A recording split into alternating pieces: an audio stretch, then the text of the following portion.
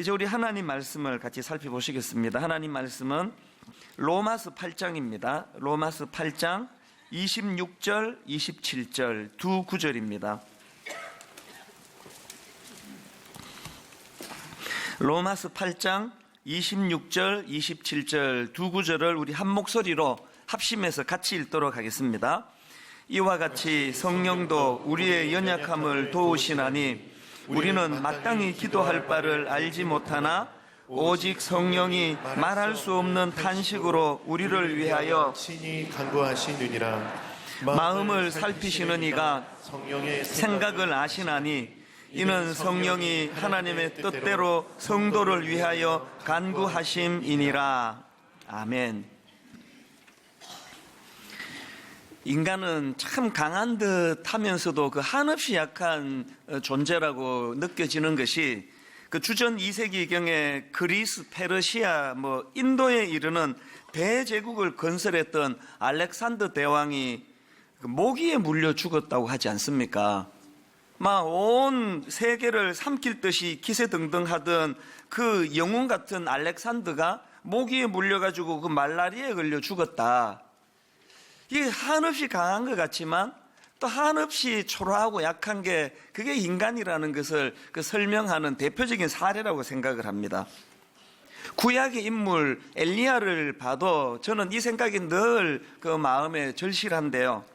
겉으로 보기에 엘리야가 얼마나 대단한 인물입니까?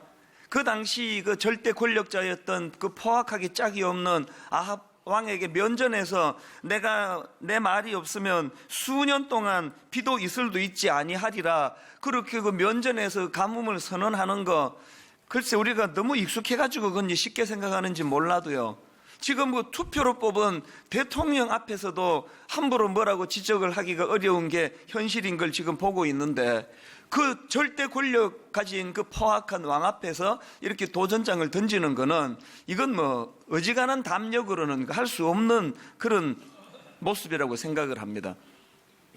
뿐만 아니라 엘리야는 갈멜산에서 바알과 아세라 선지자와의 싸움, 소위 말하는 그 850대 1의 그 싸움을 승리로 이끌었던 인물 아닙니까? 대단한 강하고 담대하고 능력 그 자체인 것 같은 인물인데요.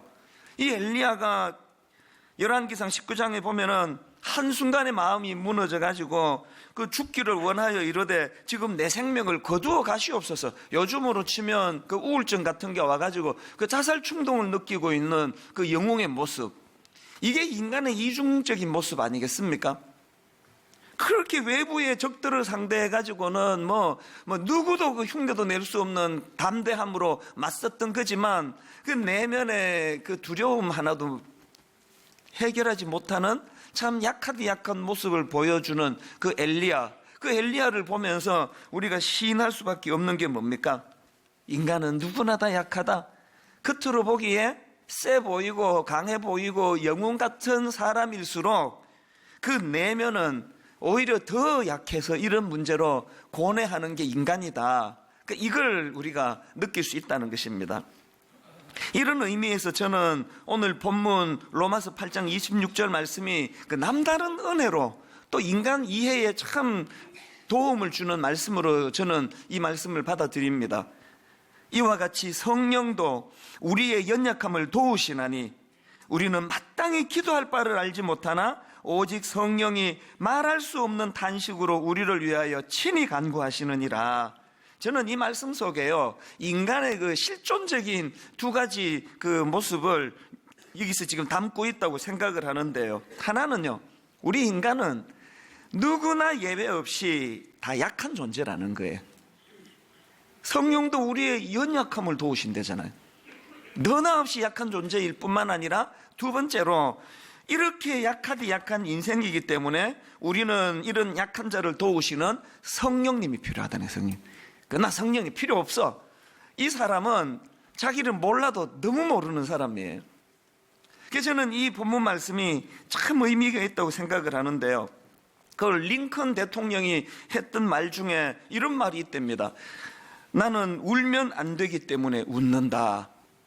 이 배경을 제가 보니까 그 남북 전쟁으로 만신창이가 된 당시의 현실을 뭐 이런 식으로 표현했다 그러는데요. 그 울면 왜 안 됩니까? 대통령이 지금 나라를 책임지는 대통령이 이렇게 그냥 그 노예 문제로 서로 죽고 죽이는 이런 비극이 일어나는데 대통령이 울면 왜 안 되느냐고요. 그 링컨 대통령이 우리나라 고속도로 휴게실을 다녀갔나? 남자가 흘리지 말아야 할 것은 눈물만이 아니다. 아니면 이런 문구요. 남자는 태어나 3번만 울어야 한다. 태어날 때, 부모님이 돌아가셨을 때, 나라를 잃었을 때.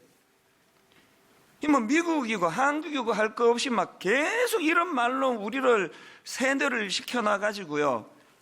그 뭐 링컨 대통령부터 그 울면 왜 안 되느냐고요. 그 울어야 되는 상황 아닙니까? 자꾸 우리 스스로를 이렇게 감정을 억압을 시켜놔가지고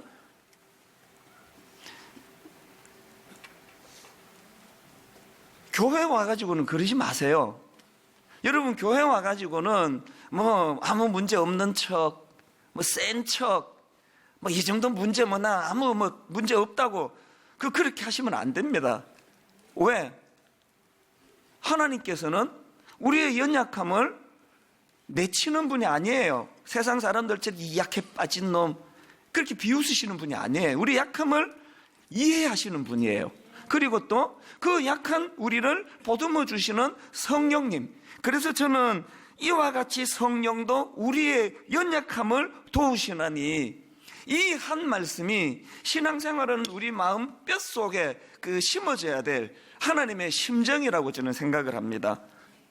그 바울에게 육체의 가시라고 표현되는 그 치명적인 결함이 하나 있었지 않습니까?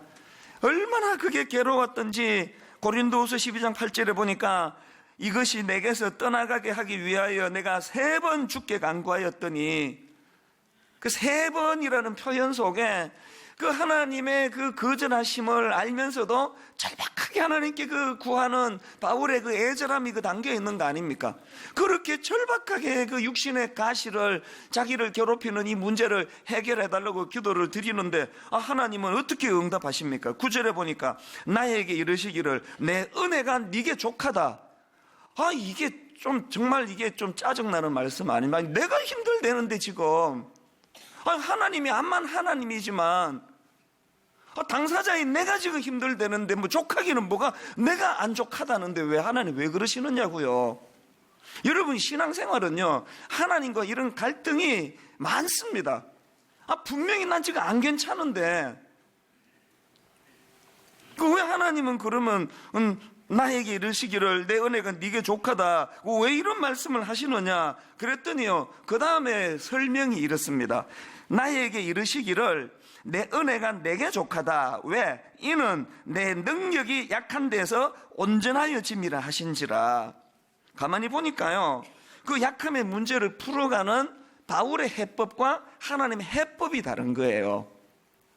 바울은 이 약함의 문제를 걷어내고 그 길을 강함으로 채워야만 자기의 고통이 해결된다는 생각을 가지고 있는데 여기에 반해서 하나님은 그게 아니고 바로 그게 네 약함이 네 가시가 강하신 하나님을 의지하는 도구로 쓰도록 네가 그렇게 연결해야 된다.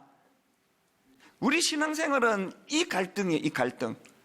뭐 맨날 기도 응답 안 된다고 뭐 기도도 하지도 않으면서 어쩌다가 뭐 한 10년에 한 번 했는데 응답 안 된다고 역시 기도는 소용이 없다고 하는 분들 보면은 바로 이 문제예요.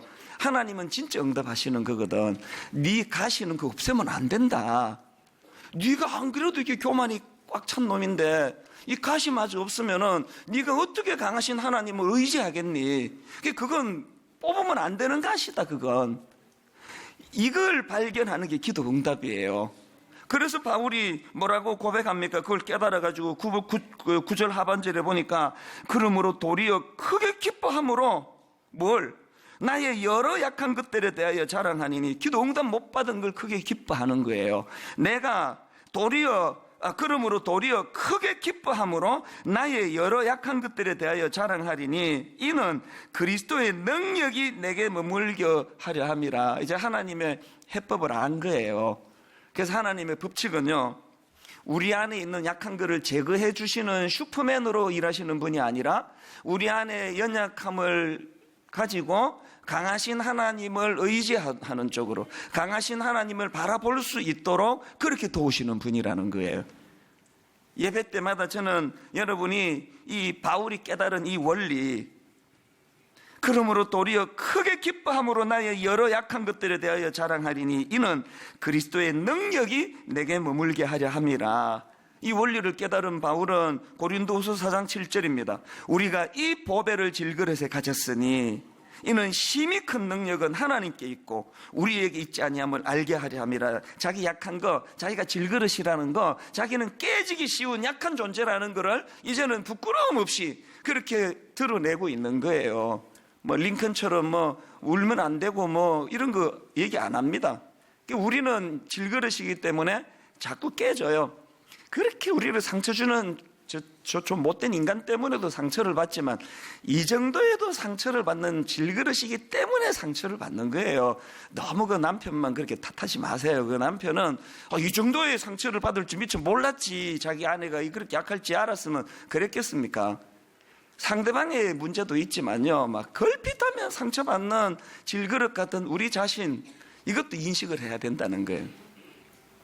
저는 이제 이 말씀이 너무 중요하기 때문에 이번 주, 다음 주 2주에 걸쳐서 이제 오늘 이 본문의 말씀을 좀 살펴보려고 하는데요.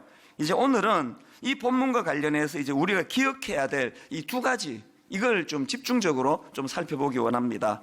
자, 여러분, 첫째로 오늘 본문에서 우리가 발견하는 또 기억해야 되는 중요한 포인트가 뭐냐? 하나님은 우리 연약함을 인정하기를 원하세요. 우리 연약함 인정하기. 로마서 8장 26절, 이와 같이 성령도 우리의 연약함을 도우시나니, 우리의 연약함을 인정해야 성령님의 도우심을 우리가 바랄 거 아닙니까? 로마서 5장 6절에 우리가 아직 연약할 때에 기약대로 그리스도께서 경건하지 않은 자를 위하여 죽으셨도다. 내가 연약하다는 사실, 복음 없이는 나는 망할 수밖에 없는 존재라는 사실, 십자가 복음의 능력이 아니고는 내 인생은 절망이라는 연약한 자기를 인식할 때 복음을 받을 수 있는 거 아닙니까? 그렇기 때문에 그 구역 모임, 그 다락방 같은 데서 막 자기 자랑을 막 계속 하는 사람들을 보면은요, 어떻게 도와야 될지 모르겠어요. 계속 자랑하고 또 자랑하고 하다 안 되면은 막 자기 집 강아지까지 하여튼 되는 집안은 아무개나 골라왔는데 이렇게 또 똑똑하더라 그러면서 또 막 강아지 자랑하고, 요새는 강아지 얘기를 안 하잖아. 그래서 그 다락방은요, 그렇게 자기 자랑하는 데가 아니에요. 저 확신하는데요, 그렇게 그냥 한 2시간 다락방 모임에서 막 자기 자랑 시큰한 사람은요, 오후에 집에 가면 마음이 허할 거예요. 굉장히 허전할 거예요, 마음이. 교회에서 성도들 간의 모임은요, 그런 육신의 자기 자랑하는 시간이나 자리가 아니고요, 그러므로 도리어 크게 기뻐함으로 나의 여러 약한 것들에 대해서 자랑하리니. 우리는 틈만 나면 내 약함을 자랑해야 돼요. 왜 자랑해야 되는가 하면 내 약함을 자랑하면서 그게 내 귀에도 들어오잖아요. 내가 내 약함을 상대방도 듣지만 내 귀로 들어와 가지고 어떻게 해야 돼요? 내 약함을, 나의 여러 약한 것들에 대해 자랑하리니 이는 그리스도의 능력이 내게 머물게 하려 함이라. 내가 약하다는 사실을 자꾸 시인하고 그것을 인정하고 느껴야 강하신 그리스도의 능력을 사모하고 그 능력이 내게 머물게 된다는 거예요. 이사야 38장 1절에 보면요, 왕인 히스기야가 참 난감한 일을 만납니다. 그때의 히스기야가 병들어 죽게 되니, 저는 이 짧은 한 구절이 참 마음에 그렇게 와닿습니다. 여러분, 그 당시 절대 권력자였던 히스기야에게도 그 병이 피해가지 않는다는 거, 권력자고 뭐고 고난이 피해가는 거 없습니다. 부자라고 암 안 걸리던가요? 누구도 예외 없이 고통은 다 찾아와요. 그래서 여러분, 인생은요, 이렇게 나누시면 안 돼요. 인생은 두 종류인데 고통이 있는 자, 고통이 없는 자 이렇게 나누시면 안 됩니다. 모든 인간은 고통의 굴레에서 벗어날 수가 없는데 어떻게 구분이 되느냐? 누구에게나 고통은 누구에게나 예외 없이 찾아오지만 그 고통을 어떤 태도로 받느냐의 문제예요. 히스기야는 그 절망적인 고통을 어떤 태도로 받느냐 보니까 2절을 한번 보십시오. 히스기야가 얼굴을 벽으로 향하여 여호와께 기도하여, 지금 왕 아닙니까? 왕. 그가 얼굴을 벽으로 향하지 않고 그 세상을 향해 가지고 권력자로서 할 일이 많습니다. 내 병을 고칠 약초를 구해와라. 뭐 어떻게 해라 저떻게 해라. 권력자로서 자기가 휘두를 게 힘이 많은데요, 히스기야가 얼굴을 벽으로 향한다는 건 뭘 의미합니까? 자기가 이 절망적인 죽음 앞에서 비록 권력을 가진 왕이라 할지라도 내가 할 수 있는 일이 아무것도 없습니다. 자기의 무기력함, 자기의 무능력함을 철저하게 고백하는 태도예요. 오늘 무슨 권사님이라고 하고 장로님이라고 하고 막 심지어 뭐 목사라 그러면서 결정적인 인생의 위기가 있을 때 낯을 막 세상으로 향해 가지고 막 세상적인 방법 찾느라고 혈안이 되어 있는 그게 참 부끄러운 우리의 모습 아닌가요? 그렇게 얼굴을 벽으로 향하고 하나님은 바라며 기도하는 히스기야의 기도를 들어보니까 참 간단해요. 3절을 보세요. 이르되 여호와여 구하오니 내가 주 앞에서 진실과 전심으로 행하며 주의 목전에서 선하게 행한 것을 기억하옵소서 하고, 그 다음 보세요. 히스기야가 심히 통곡하니. 인간의 한계를 경험하면 뭐 하나님께 뭐 토 많이 달 거 없습니다. 울면 돼요. 그냥 심히 통곡하니.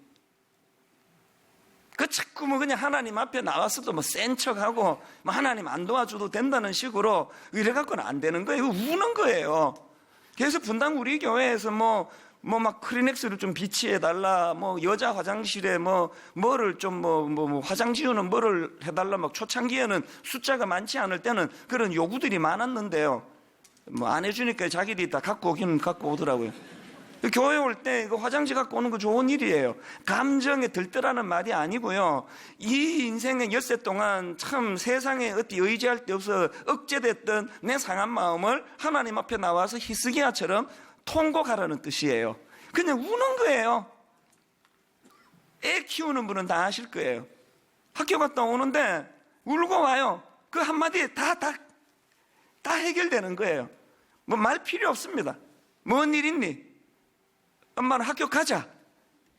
그거 아닙니까? 우리가 하나님 앞에서 히스기야처럼 낯을 벽으로 향하고 인간적인 방법 동원하면 나 아직 힘 있다, 나 현 왕이다, 이런 거 아니고요. 이 문제는 권력으로도 해결할 수 없다. 그래서 하나님 앞에 통곡을 하니까 하나님의 응답을 보세요. 4절 5절. 이에 여호와의 말씀이 이사야에게 임하여 이르시되 너는 가서 히스기야에게 이르기를 내 조상 다윗의 하나님 여호와께서 이같이 말씀하시기를. 그 다음 보세요. 하나님의 응답도 간단해요. 내가 너의 기도를 들었고 너의 눈물을 보았노라. 끝. 뭐 복잡한 말씀 없으세요. 저는요 매 예배 때마다 우리 성도님들이 이 간단한, 여러분의 눌리고 억압되고 상한, 특히 남자들 울면 안 돼, 울지 마. 남자는 세 번밖에 울면 안 돼. 남자는 흘릴 게 눈물만이 아니야. 이런 식의 이야기에 억압되어 있는 여러분이 하나님 앞에 나와 우시는 거예요. 하나님 앞에 상한 마음을 토해놓는 거예요. 하나님 앞에 사실은 주님 내가 센 척하지만 한없이 유약합니다. 내가 가장으로 너무너무 힘이 듭니다. 하나님 앞에 눈물을 흘리고 그런 자들을 향하여 하나님이 주시는 간단한 메시지. 내가 너의 기도를 들었고 너의 눈물을 보았노라. 너의 눈물을 보았노라. 오늘 예배하는 중에 이 은혜를 꼭 받아 누리시기를 바랍니다. 이건 한나도 마찬가지 아닙니까?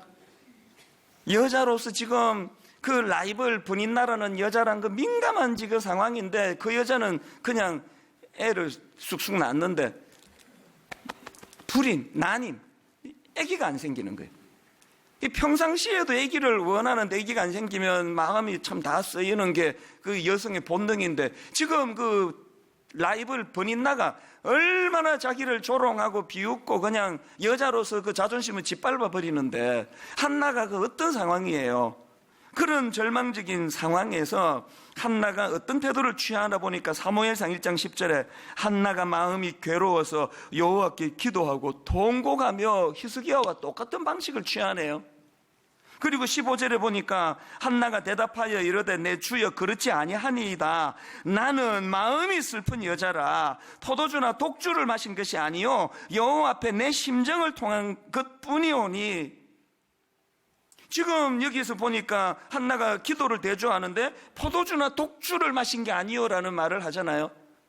인간 지도자는요, 그 사람의 중심을 모르니까, 그 아픔을 모르니까 맨날 오해나 하는 거 아닙니까? 근데 저는 이 구절을 보면서 깨닫는 게 뭐냐, 여러분, 사람에게 고통이 오면요, 사람이 할 수 있는 게 둘 중에 하나라는 거예요.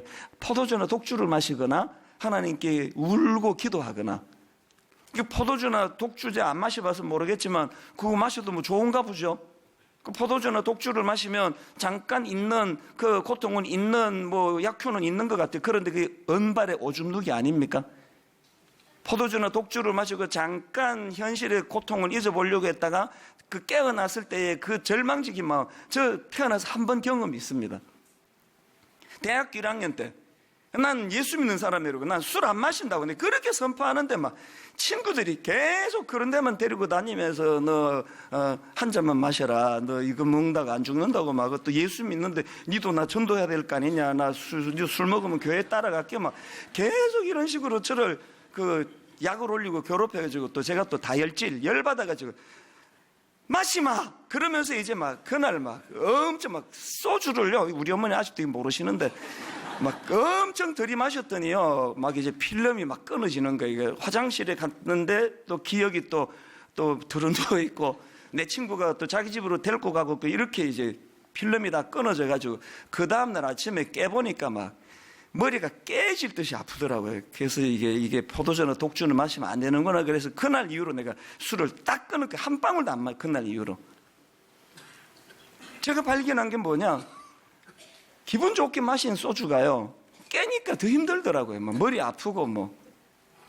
오늘 우리에게 너무너무 가슴 아픈 일이 주어졌을 때 두 갈래 길이자 포도주나 독주를 마시거나 하나님께 기도하거나. 그런데 그 본문에서 지금 한나가 기도를 참 멋있게 설명합니다. 기도를 뭐라고 설명합니까? 15절을 다시 보세요. 한나가 대답하여 이르되 내 주여 그렇지 아니하니이다. 나는 마음이 슬픈 여자라. 포도주나 독주를 마신 것이 아니요 그 다음에 여호와 앞에 내 심정을 통한 것뿐이오니. 한나는 기도를요, 하나님과 심정을 통하는 거래요. 금요 기도에 와가지고 막 그냥 고래고래 소리 지르고 막 핏대 올리고 막 주여 주여 그러는데 심정이 안 통한다. 지는 아무 문제가 없고 이놈은 나라가 문제라고 그렇게 기도하면은 그건 반쪽짜리 기도예요. 기도는 하나님께 심정을 통하는 거래. 하나님은 내 슬픔을 아시려니. 옛날에 제가 청소년 사회 갈 때 우리 중고등부 애들한테 종종 들려줬던 이야기가, 그래서 참 저는 의미가 있다고 생각합니다. 니들이 하나님 앞에 와서 울어라. 하나님 앞에서 울면 세상에 나가서 안 울게 된다. 니들이 하나님 앞에 무릎을 꿇으면 세상에 나가서 비굴하게 무릎 꿇는 일이 없어질 것이다. 저는 여러분들이 하나님 앞에 나와 히스기야처럼, 한나처럼 눈물을 하나님 앞에 흘려 통곡하는 여러분 되시기 바랍니다. 하나님께 심정을 통하는 거예요. 그런가 하면은 두 번째로, 우리 연약함을 이렇게 인정하는 게 중요하지만 더 중요한 게 뭐냐, 두 번째로 그 연약함을 성령님을 향한 의지함으로 연결하는 게 중요하다는 거예요. 여러분, 그 히스기야나 한나 같은 태도를 취하기가 어렵습니다. 왠지 아십니까? 사람은요, 자기 연약함을 인정하는 순간 바로 비참함, 낙심, 좌절, 절망, 그래가지고 자기 연약함을 인정하는 순간 막다른 골목이 나와요. 성령님이 하시는 너무너무 소중한 일이 뭔지 아십니까? 성령님은 첫째, 우리가 약하다고 탓하는 분이 아니에요.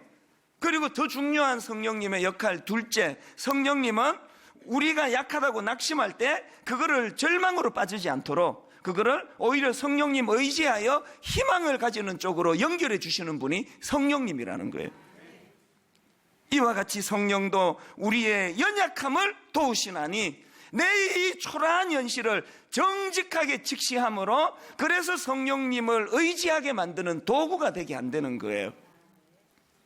저는 목사 안수를 받을 때 좀 굉장히 심각했습니다. 왜냐하니까 이게 내가 이 목사가 되는데 저는 또 저를 알잖아요. 내가 얼마나 그냥 고집이 센 사람인지, 그리고 제가 얼마나 인격적으로 다듬어지지 않은 모난 부분이 많은지를 너무 잘 아는데 이 상태로 내가 목사가 되면 얼마나 많이 다치게 하겠냐고 사람들을. 그래가지고 저는 정말 절박하게 기도했습니다.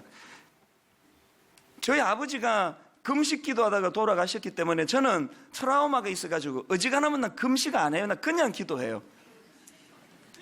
그러나 목사 안수를 앞두고는 너무 심각했기 때문에 금식하며 기도했습니다. 하나님, 목사 안수식이 그 노회 인간 선배 목사님들이 머리에 손얹고 하는 그런 안수 말고 성령님 친히 안수해 주셔서 이 고집 세고 못되고 모난 자를 목사 안수식의 성령님의 안수로 다 태워주시기를 원합니다. 절박하게 제가 그렇게 기도했는데 응답이 하나도 안 됐어요.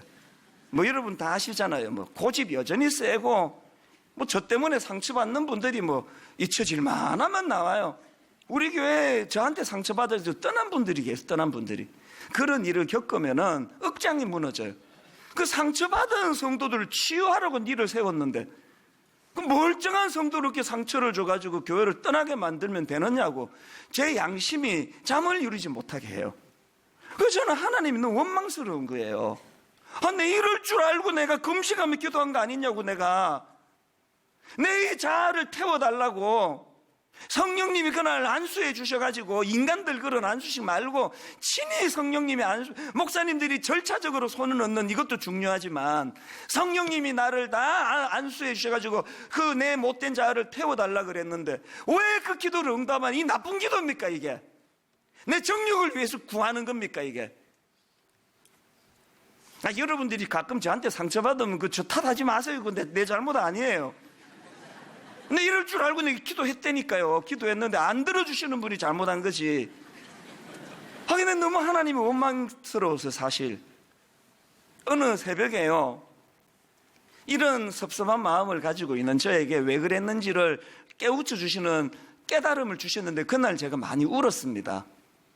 하나님은요, 나는 네가 목사 안수 받는 그날 강력한 성령의 능력으로 네 옛 자아가 다 태워지고 그날 이후로 흠도 티도 없는 완벽한, 그래서 이제 그날 이후로 하나님 의지하지 않아도 성령님 의지하지 않아도 조금도 손색이 없는 목사가 되는 걸 원치 않는다. 나는 네가 목사 되고도 여전히 철이 없고 목사 되고도 말이 실수가 많아 사람에게 걸핏하면 상처나 주고 나는 네가 부릴 때나 안 부릴 때나 그냥 고집을 부리는 그 연약함 그대로 다 가지고 목회를 하되 바로 그것 때문에 한순간이라도 하나님 의지하지 않으면 안 되는 그런 목사가 되기를 원한다. 많이 울었습니다. 그게 또 저를 불편하게 해요. 저는 새벽에 일어나가지고 한국교회를 대표하는 목사가 되게 주시옵소서 그런 기도를 안 해요. 저 같은 사람이 한국교회를 어깨에 짊어지면 내 어깨도 망하고 한국교회도 망하는 거 아닙니까? 그런 기도는 엄두가 안 나요. 어린애처럼 기도합니다. 새벽에 일어나면요, 하나님 오늘도 저 때문에 상처받는 성도들이 없게 해주세요. 이따가 이혼을 앞두고 있는 부부를 하나님 제가 목사라고 상담을 해야 되는데 헛소리가 새어나오지 않도록 그 쓸데없는 소리가 나와서 안 그래도 아픈 사람들 상처 주지 않게 해달라고 어린애처럼 기도를 해요. 그게 저는 불편하게 느껴질지 모르지만 불편하지도 않지만 발걸음을 떼는 순간순간이 내가 약함을 뼈저리게 인식하고 목사 받고도 안수 받고도 난 여전히 그냥 교회가 커지고 작아지고 관계없이 여전히 철딱서니가 없는 초라한 나 자신을 인식하면서 그것을 비참한 쪽으로 몰고 가지 않고 더 성령님을 의지해야 되겠다는 이런 믿음으로 몰고 가게 해주시기를 원합니다. 우리의 기도가 그래야 되는 거 아닙니까? 애들 커가니까 부모들이 난감한 게 그거 아닙니까? 지혜가 없어요, 우리가. 도대체 이럴 때 매를 들어야 되는 건지, 용서를 해줘야 되는 건지, 뭐 아무것도 모르겠어, 아무것도. 애를 키우면 키울수록 이 노하우가 생겨가지고 더 잘 키우는 게 아니라 난감하게 짝이 없는 초라한 우리의 모습을 발견해요. 그래가지고 어떻게 해야 돼요? 아이고, 부모 노릇 못하겠다 그러고 절망하지 말고, 첫째는 내가 이런 실수를 했고 둘째는 이런 실수를 해야 돼. 이 막내만큼은 내가 정말 성령님을 더 의지하며 키워야 되겠다. 성령님, 뭐 교육 좀 했다고 뭐 교육과 공부 좀 했다 이런 거 없고, 저는 이제 어린애같이 이제 무지합니다. 성령님, 우리 아들 좀 키워주세요. 의지하는 쪽으로 우리의 약함이 쓰임을 받는다면 이것이야말로 하나님이 기뻐하시는 일인 줄로 믿습니다. 자, 그럼 좀 더 구체적으로 우리에게 어떤 약함이 있습니까? 이 말을 다른 말로 하면 성령님은 우리의 어떤 약한 것들을 도와주십니까? 로마서 8장을 중심으로 봐두면 바로바로 나오는 게 여러 가지가 있습니다. 첫째로 성령님은요, 우리를 정죄감으로부터 해방시켜 주시는 분이세요. 1절 2절입니다. 그러므로 이제 그리스도 예수 안에 있는 자에게는 결코 정죄함이 없나니 이는 그리스도 예수 안에 있는 생명의 성령의 법이 죄와 사망의 법에서 너를 해방하였느니라. 여러분, 여기 나오는 생명의 성령의 법은요, 생명의 성령의 능력으로 읽어도 되는 말씀이에요. 걸핏하면은 정죄감에 빠지고, 걸핏하면은 죄책감에 빠지고, 걸핏하면은 자기를 초라한 쪽으로 몰고 가는 연약한 우리를 성령님은 우리 안에 있는 결코 정죄함이 없나니의 인생으로 만들어 주신다는 거예요. 그 은혜로 제가 오늘 여기 선 거예요. 여기 제가 설 수 있는 힘. 그런가 하면은 성령님은 두 번째로 우리가 잘못된 생각에 빠지지 않도록 도우시는 분이세요. 5절, 육신을 따르는 자는 육신의 일을, 영을 따르는 자는 영의 일을 생각하나니, 죄성을 가진 우리는 틈만 나면은 그 망할 수밖에 없는 생각에 빠지기 쉬운데, 이런 우리를 성령님은 영을 따르는 자는 영의 일을 생각하나니, 하나님이 기뻐하시는 생각을 할 수 있도록 도우신다는 거예요. 그런가 하면 세 번째로 성령님은 악한 행위를 극복하게 해주십니다. 13절, 너희가 육신대로 살면 반드시 죽을 것이로되 영으로서 몸의 행실을 죽이면 살리니. 여러분, 내 못된 행실을 고치는 건 내 의지력이 아니에요. 내 못된 행실을 끊을 수 있는 힘, 성령님에게서 나오는 줄로 믿습니다. 결정적으로 네 번째, 성령님은 16절, 성령이 친히 우리의 영과 더불어 우리가 하나님의 자녀인 것을 증언하시나니.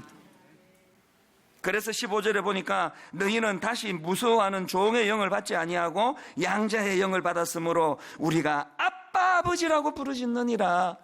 그리스도인은요, 깨끗한 행위를 자랑하는 사람이 아니에요. 감히 자격 없는 나를 아빠 아버지라고 부를 수 있도록 하시는 그 성령님을 감사하고 감격하면서 그 하나님을 내 아버지라고 부를 수 있는 거예요.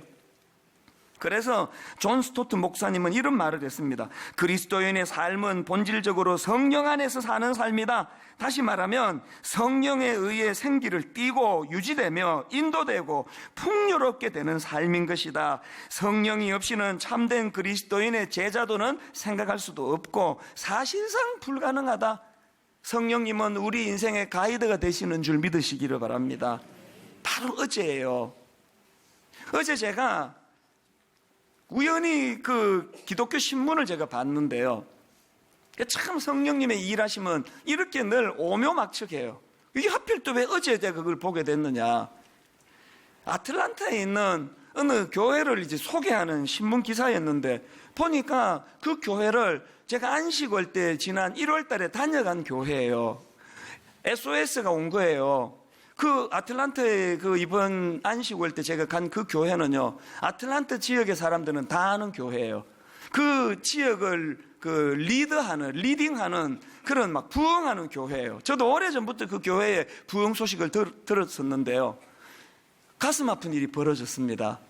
그렇게 역동적으로 성령님의 은혜를 구하고 그렇게 달려가시던 목사님인데, 담임 목사님이요, 단기 선교 가셨다가 심장마비로 돌아가신 거예요.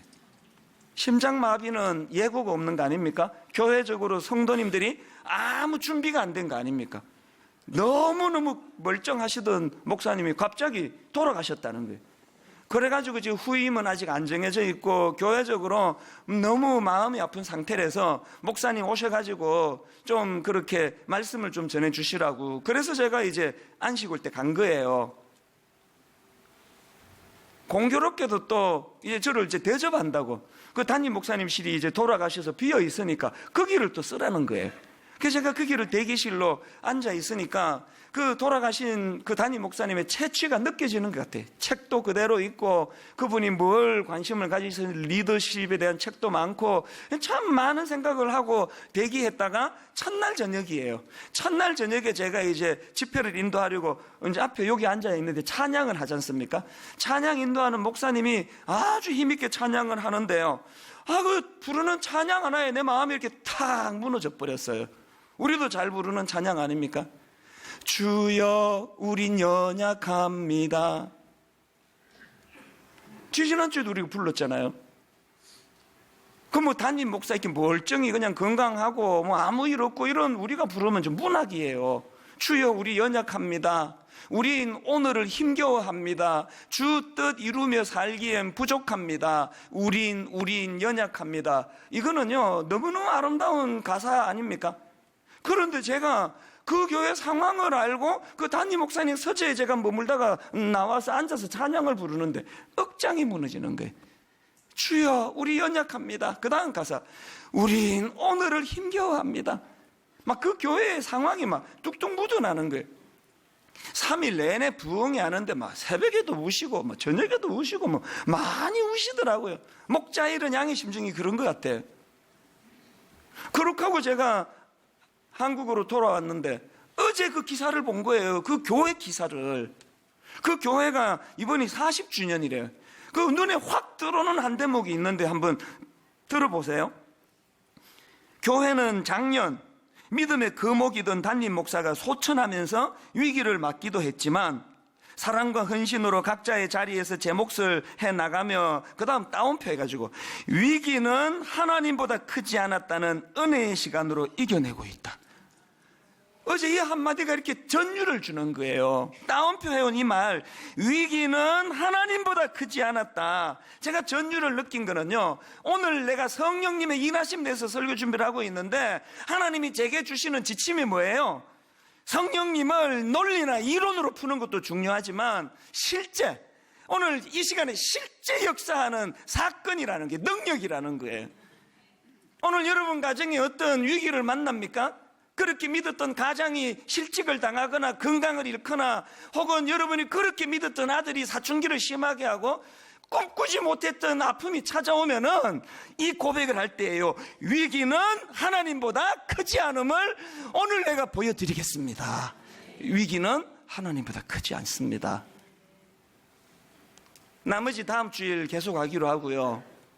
어제 저는 그 기사를 보면서 이민 생활을 정리하고 한국으로 돌아왔을 때 90년이요. 서울 생활은 처음이에요. 저희 아버지는 부산에 고려신학교를 나오셨기 때문에 저는 그 길을 가야 되는데 어떻게 하다가 보니까 총신을 갔습니다. 남의 교단에 와가지고요. 서울 생활 처음이죠. 교단 다르죠. 교육전도사 1학년 때 막 이력서 막 여기저기 내도 써주는 교회가 없더라고요. 여러분 그거 아세요? 주일날 눈 딱 떴는데요. 갈등 없이 갈 교회가 있다는 게 얼마나 복인지 아세요? 저는 주일날 갈 교회가 없는 거예요. 써주는 교회가 없으니까.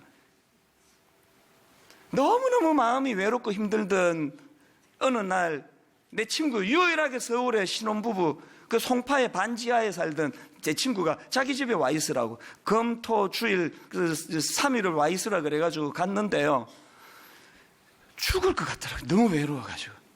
반지하에서 뭐 노크하는 사람 하나 없고 전화 울리는 벨 하나 없고 전화는 있는데 전화할 곳이 하나 없고 너무너무 외로워가지고요. 토요 오후에요. 보니까 내 친구가 그 클래식 기타를 갖고 있더라고요. 기타를 들었습니다. 찬양집이 있더라고요. 워낙 할 일이 없어가지고요. 1장서부터 불렀어요. 1장서부터. 1장 그다음에 2장, 3장. 시간이 너무 많이 남으니까 이게 내일 저녁까지 지금 불러야 되기 때문에 5장, 뭐 한 100몇십 장 넘어갔을 것 같아. 이제 몇 장이 기억이 또 못하는데요. 이 찬양에서 진도가 더 안 나갔습니다. 딱 여기서 머물렀습니다.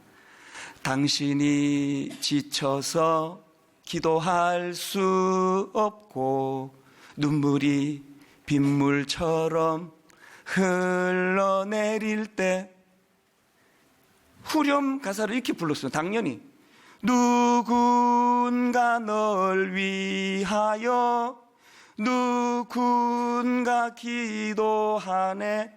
이 찬양 가사가 너무 그때 내 상황과 너무 맞아가지고 이거를요 한 100수십 번 불렀을 거예요. 모르겠습니다. 계산 안 해봐가지고 또 부르고 또 부르고 또 부르고 또 부르는데 언제 가사가 바뀐지도 몰라요. 이렇게 후렴을 고추 부르고 있더라고요. 성령님 날 위하여 성령님 기도하네. 언제? 내가 홀로 외로워서 마음이 무너질 때 성령님 날 위해 기도하네. 왜 다른 내용을 다음 주 하기로 한지 아십니까? 오늘 이론으로 무장하는 성령님에 관한 메시지가 아니라 바로 이 시간에 제가 90년도에 송파 반지하에서 실체로 찾아오신 그 성령님, 가슴이 터질 것 같은 위로를 받고 감격을 받고 그 자리에서 안개가 사라지는 것처럼 외로움이 사라져 감격이 눈물로 용솟음 쳤던 그 사건, 이게 오늘 여러분에게도 필요한 거예요. 이 찬양 한번 같이 불러보시겠습니까? 당신이 지쳐서 기도할 수 없고 당신이 지쳐서 기도할 수 없고 눈물이 빗물처럼 흘러내릴 때 빗물처럼 흘러내릴 주님은 우리 연약함을 아시고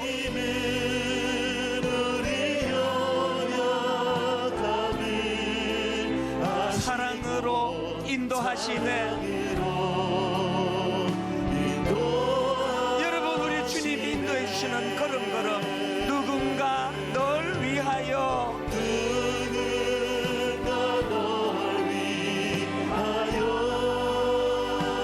누군가 기도하네.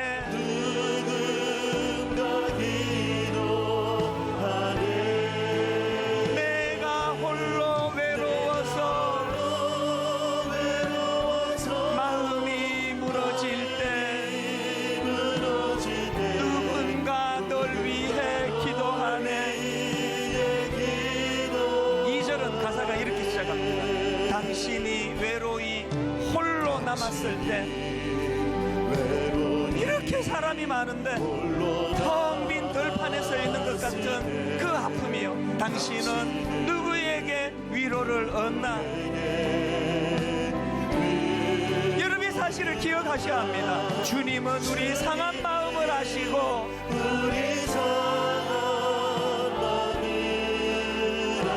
사랑으로 인도하시네. 여러분 잊으시면 안 됩니다. 누군가 널 위하여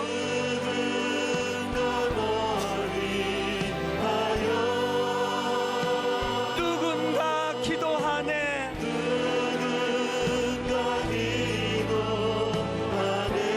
언제 기도합니까? 내가 홀로 외로워서 마음이 무너질 때 누군가 널 위해 기도하네. 성령님 날 위하여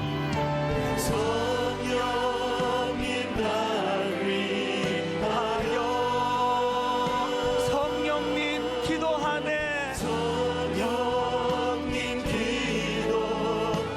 언제 기도해 주십니까? 내가 홀로 외로워서 마음이 무너질 때 성령님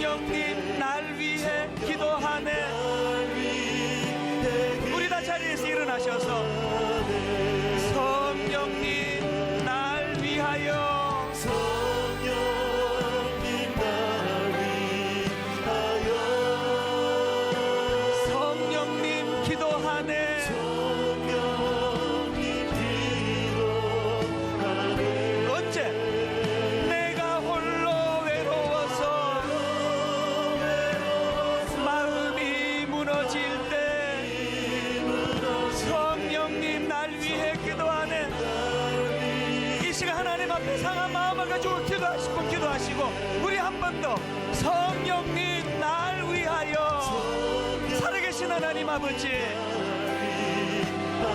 우리의 상함을 주님 앞으로 가져가기를 원합니다. 성령님 기도하네.